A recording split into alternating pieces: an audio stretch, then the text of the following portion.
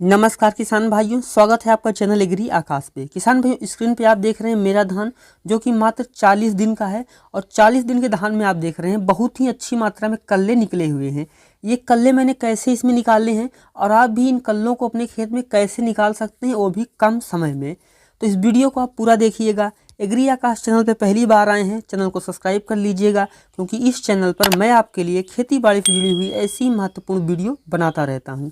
चलिए शुरू करते हैं। किसान भाइयों, जैसे आपने देखा मेरा धान, इसमें काफ़ी अच्छी मात्रा में कल्ले निकले हुए हैं। तो अगर आपको भी आपके खेत में इस तरीके कल्ले निकालने हैं तो जो मैं आपको तरीका बताने वाला हूं, आपको वो फॉलो करना है। तो चलिए हम देर न करते हुए एक एक पॉइंट को बारीकी से समझते हैं। किसान भाइयों, यहाँ पे आपको समझने वाली बात है, अगर आपकी जो किस्म है वो कितने दिन में पक के तैयार हो जाएगी, अगर आप उस हिसाब से उसमें खाद डालेंगे, क्योंकि कई तरह की वैरायटियाँ होती हैं, वो अलग अलग समय में पक के तैयार होती हैं और उनको अलग अलग मात्रा में खाद डालनी चाहिए उसमें। अगर आप उसमें एक ही तरह की खाद पूरे खेत में डाल देंगे, कल्ले भी अच्छे नहीं निकलेंगे और उत्पादन भी अच्छा नहीं होगा। तो अगर हम बात करें सबसे पहले कि अगर आपकी जो धान की किस्म है वो 100 दिन या उससे कम में पक के तैयार हो रही है, तो उसमें कब कौन सी खाद डालनी चाहिए और कितनी मात्रा में डालनी चाहिए। किसान भाइयों, जब आप रोपाई करने जा रहे हो उस समय आपको उसमें 1 एकड़ खेत में, ध्यान रखें वीडियो में बताई गई सारी जो जानकारी है वो 1 एकड़ के आधार पे है। किसान भाइयों, जो आपकी किस्म 100 दिन या उससे कम में पक के तैयार होने जा रही है, उसमें आपको रोपाई के समय 20 किलो यूरिया और 10 किलो DAP और 8 किलो पोटास, ये आपको रोपाई के समय खेत में डाल देना चाहिए। चाहे इसको आप रोपाई के समय भी डाल सकते हैं या फिर आप इसको रोपाई से 6 से 7 दिन के बाद भी डाल सकते हैं, और अगर आप सीधी बिजाई कर रहे हैं तो आप उस समय भी डाल सकते हैं।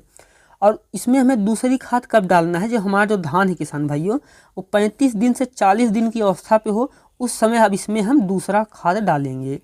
दूसरा खाद जो हम डालेंगे उसमें डालेंगे हम 25 किलो यूरिया, साथ में 2 किलो जिंक मिला करके हम डालेंगे। उस समय कल्ले निकलने शुरू हो रहे होते हैं, अगर उस समय हम खाद देते हैं तो हमारे खेत में बहुत ही अच्छी मात्रा में कल्ले निकलते हैं, स्वस्थ कल्ले निकलते हैं और हर जो कल्ले हैं उनमें बालियां भी निकलती हैं। और तीसरा और आखिरी खाद देने का समय होता है किसान भाइयों, जब आपका जो धान है वो, अगर आपकी किस्म 100 दिन में पक के तैयार हो रही है, वो किस्म अगर आपकी 50 से 60 दिन की अवस्था पे है और उसमें गभोट शुरू हो रहा है, उसी समय आपको उसमें 20 किलो यूरिया लेना है और अपने खेत में छिड़काव कर देना है। अगर आप इस तरीके से खाद डालते हैं तो आप देखेंगे कि आपकी जो धान है वो बहुत ही अच्छे तरीके से उत्पादन देगा, काफ़ी अच्छी मात्रा में कल्ले निकलेंगे और आप एक बहुत अच्छा प्रॉफिट कमा पाएंगे। अब बात करते हैं अपनी मध्यम अवधि की। अगर आपका जो धान है वो मध्यम अवधि का है, यानी वो 110 से 125 दिन में पक के तैयार होता है, तो उस स्थिति में आपको कब कौन सी खाद डालनी चाहिए। किसान में उस समय आपको, अगर आपकी जो ये 110 से 125 दिन वाली किस्म है, इसकी रोपाई सबसे पहले आप 20 से 25 दिन की अवस्था पे कर दें, और रोपाई के समय किसान भाई इसमें आपको 15 किलो यूरिया लेना है और 15 किलो DAP लेना है और 11 किलो पोटास लेना है। ये आपको रोपाई के समय अपने खेत में डालना है।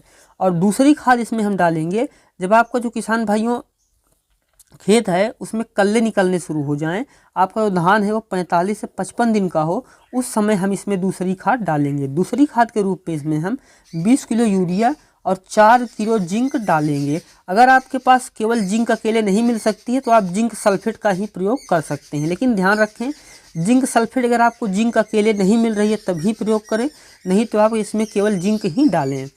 अब तीसरी और आखिरी खाद किसान भी इसमें हम डालेंगे, जो हमारा जब धान जो है वो 60 से 70 दिन का होगा और उसमें गभोट अवस्था शुरू ही हो रही होगी, उस समय हम उसमें 15 किलो यूरिया खेत में छिड़काव कर देंगे। इससे क्या होगा कि आपका जो धान है वो काफ़ी अच्छा उत्पादन देगा और आप उससे एक बहुत अच्छा प्रॉफिट कमा पाएंगे। किसान भाई, जो हमारी तीसरा मतलब किस्म है जो कि देर से पकने वाली किस्में हैं, अगर जो आपकी किस्म 125 से 140 दिन में तैयार हो रही है, उस स्थिति में किसान भाइयों आपको उसमें रोपाई के समय 18 किलो यूरिया और 25 किलो DAP और 20 किलो पोटास आखिरी जुताई के समय डाल दीजिए, या फिर आप रोपाई के समय डालिए, चाहे आप इसको रोपाई के 6 से 7 दिन के अंदर भी दे सकते हैं। और इसमें दूसरा खाद आपको उस समय डालना है जबकि खेत में कल्ले निकल रहे हों। ये अवस्था होती है 45 से 55 दिन की। जब 45 से 55 दिन का आपका धान हो गया है, उस समय आपको उसमें 20 किलो यूरिया और 6 से 7 किलो जिंक मिला के डालना है। इससे क्या होगा कि आपको जो कल्ला है वो बहुत अच्छे से निकलेगा, यानी टिलरिंग काफ़ी अच्छी मात्रा में होगी और उसमें बालियाँ भी काफ़ी अच्छी आएंगी।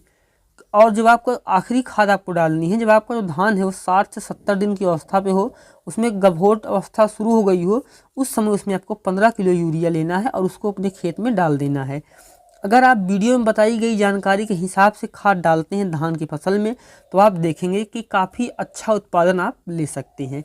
आपको एक दो टिप और देना चाहूँगा। अगर आपके जो खेत है वहाँ पे सूर्य की रोशनी कम पड़ रही है, यानी बादल ज़्यादा हैं, सूर्य कम निकलता है, उस स्थिति में आपका जो धान है उसमें आप जो यूरिया देने वाले हैं उसका 10 से 15% यूरिया स्प्रे कर देंगे तो पौधा हरा भरा हो जाएगा और अच्छा उत्पादन देगा। किसान भाइयों, ये वीडियो कैसा लगा आपको कमेंट सेक्शन में ज़रूर बताइएगा, और चैनल पे पहली बार आए हैं चैनल को सब्सक्राइब कर लीजिएगा, क्योंकि खेती बाड़ी से जुड़ी हुई ऐसी महत्वपूर्ण वीडियो मैं आपके लिए बनाता रहता हूँ। वीडियो देखने के लिए आपका धन्यवाद।